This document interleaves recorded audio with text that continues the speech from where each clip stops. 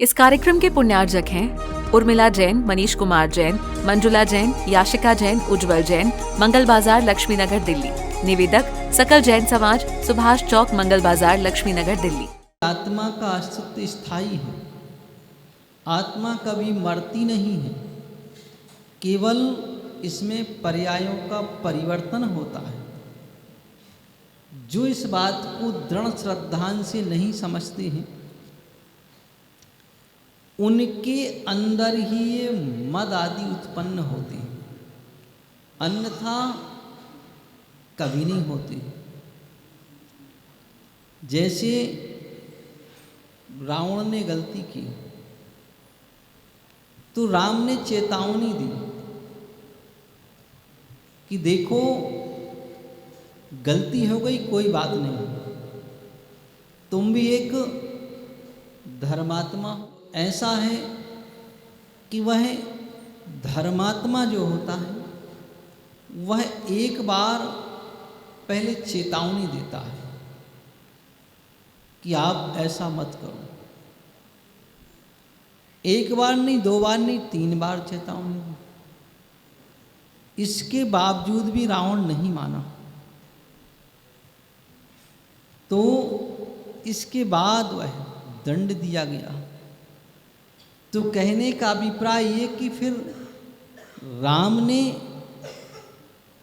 उसको दंड तो दिया, लेकिन दंड देने के बाद ये नहीं कहा कि तू बहुत बड़ा पापी है। ये बोले वह जानते हैं कि तूने भी एक महापुरुष अवस्था में जन्म लिया है और नियम से तू भी भवांतर से मोक्षगामी जीव है, इसलिए तू निंदा का पात्र तो नहीं है। ये बात तो सही है। ऐसे ही कहा जो धर्मात्मा होता है वह इस बात को जानता है। तो हम जो अज्ञानी प्राणी इन छोटी छोटी सी बातों का जो अहम कर लेते हैं, वह का ये अहम हमारे ही धर्म को नष्ट करने वाला है, व्यक्तिगत धर्म को समाप्त करने वाला है।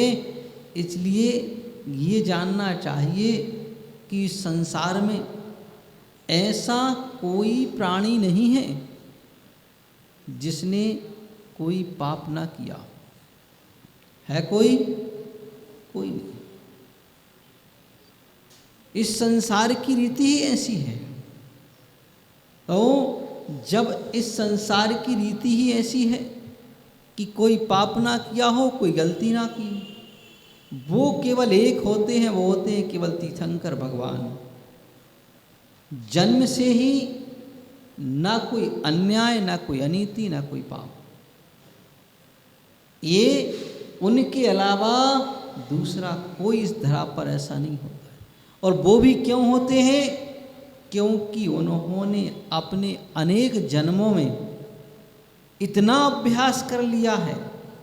अनेक जन्मों को उठा के देखा जाए तो वो भी कोई कम नहीं थे, लेकिन अनेक जन्मों में उन्होंने अभ्यास इतना कर लिया है कि वह इस जन्म में इतने सुदृढ़ हो चुके हैं। तो ऐसे ही यहाँ पर देखा जाए तो जब हम कुछ पुण्य कर्म के योग से थोड़ा सा कुछ अच्छा प्राप्त कर लेते हैं, कुछ पा लेते हैं, तो उसी के मद में हाले फूले नहीं समाते। लेकिन ज्ञानी जानता है कि पुण्य पाप फल माही, हरस बिलखो मत भाई, यह पुद्गल पर जाए उपजी बिन से फिर थाई। का जो ज्ञानी है वह जानता है कि ये तो पुण्य और पाप जो है ये पुद्गल की पर्याय हैं, जीव की नहीं, स्थायी नहीं है। आज तुम्हें संपत्ति मिली है, कल नष्ट हो सकती है। आज ज्ञान मिला है, कल नष्ट हो सकता है। आज शरीर का बल मिला है, कल नष्ट हो सकता है। आज विभूति मिली है, कल नष्ट हो सकता है। आज पूजा हो रही है, कल समाप्त हो सकती है। तो इस बात को वह जानता है। आज सुंदर रूप मिला है, कल रूप समाप्त हो सकता है।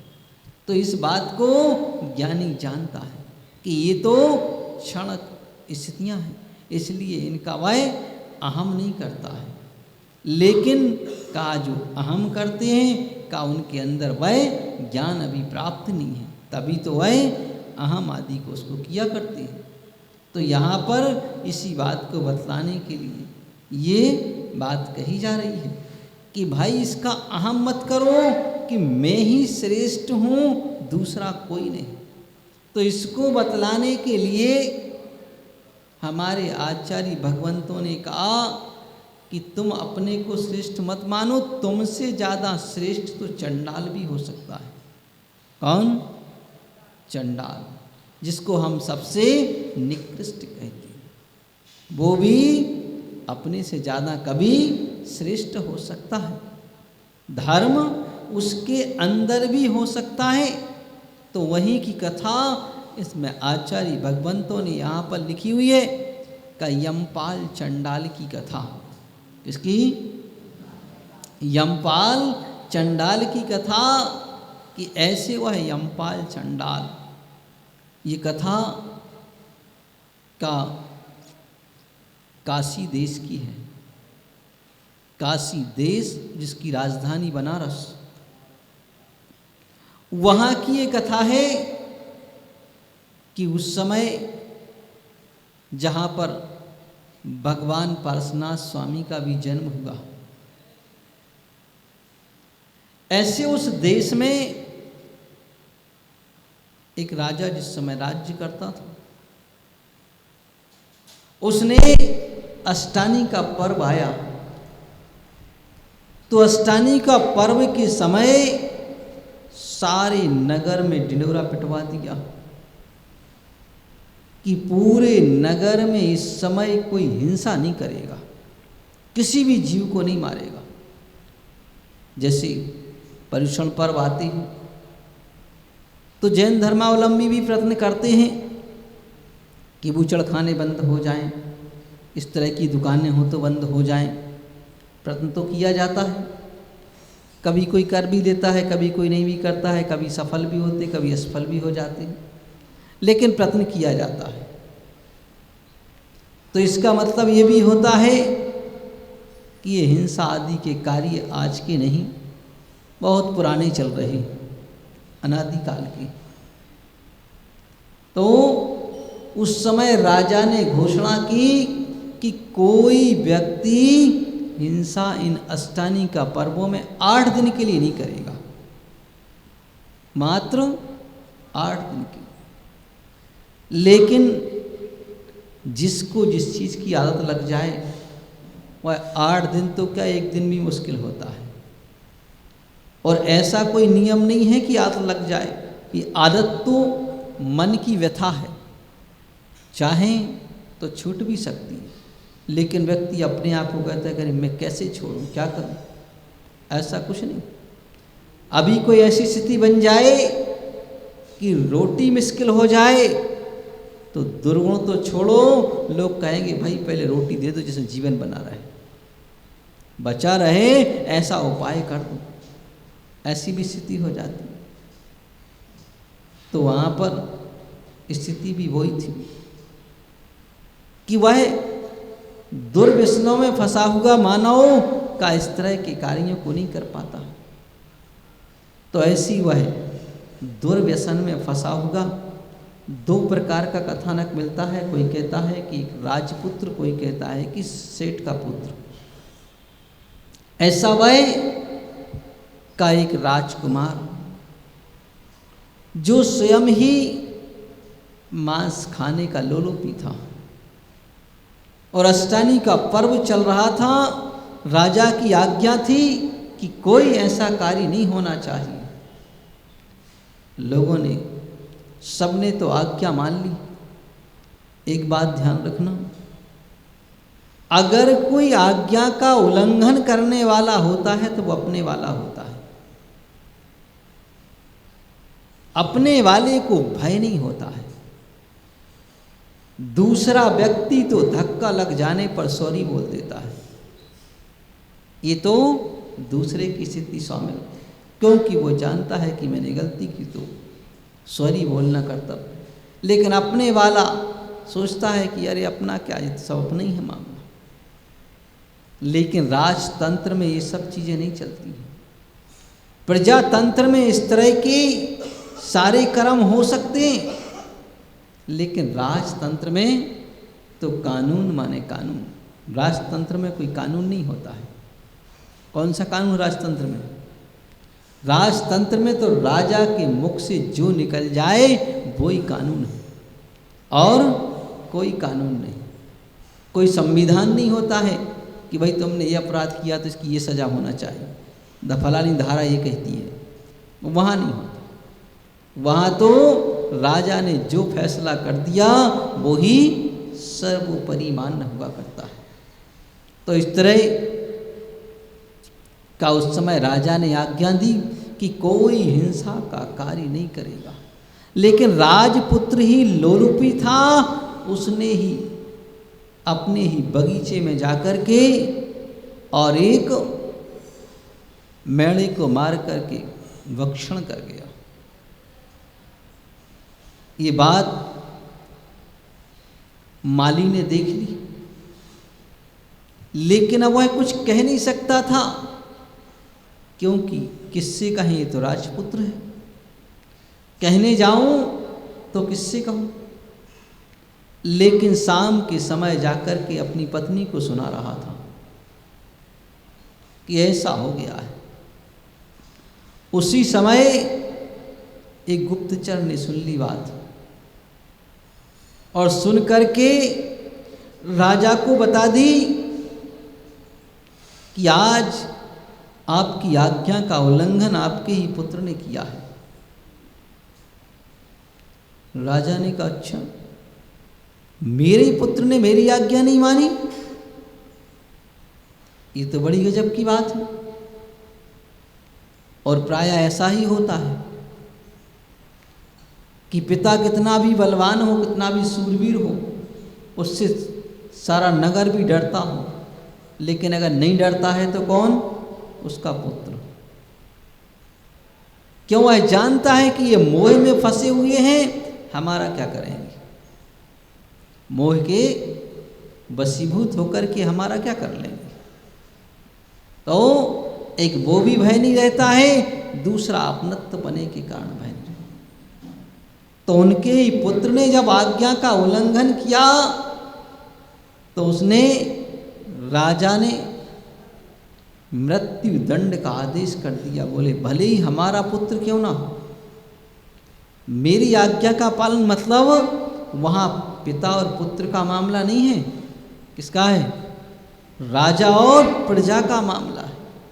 कि जब मैंने राजगद्दी पर बैठ कर के आदेश दिया तो मेरा पुत्र भी मेरे लिए प्रजा के बराबर है, अपने पुत्र के बराबर नहीं है। ये सब भाई भतीजा बात तो प्रजातंत्र में चलता है, राजतंत्र में कोई भाई भतीजावाद नहीं चलता है। वहाँ तो सब बराबर हो, चाहे दंड करोगे तो कोई भी क्यों ना हो। तो उन राजा ने आदेश दिया कि हमारे पुत्र है तो क्या होगा, जाओ फांसी पर चढ़ा दो। और प्रायः राजतंत्र में ज़्यादातर दंड देने की व्यवस्था एक ही होती थी कि फांसी पर चढ़ा दो। क्यों होती थी?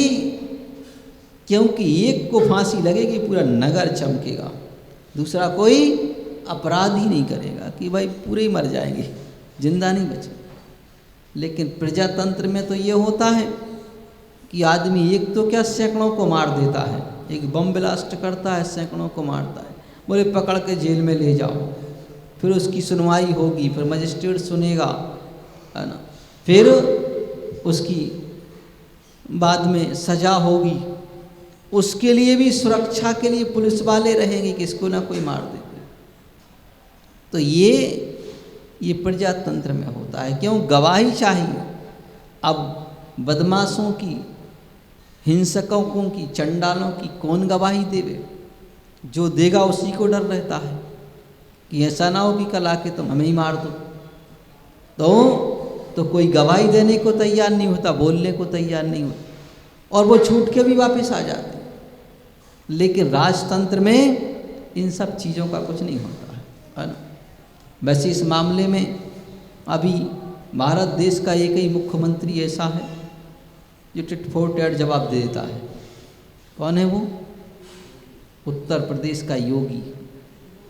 हाँ, उसके यहाँ कोई वो नहीं, वो तो कहते निपटा दो, कहाँ झंझट में पड़े, कौन बदमाशों को जेल में रखे, कौन क्या करे, है ना। इसलिए उस योगी की जय जयकार भी हो रही।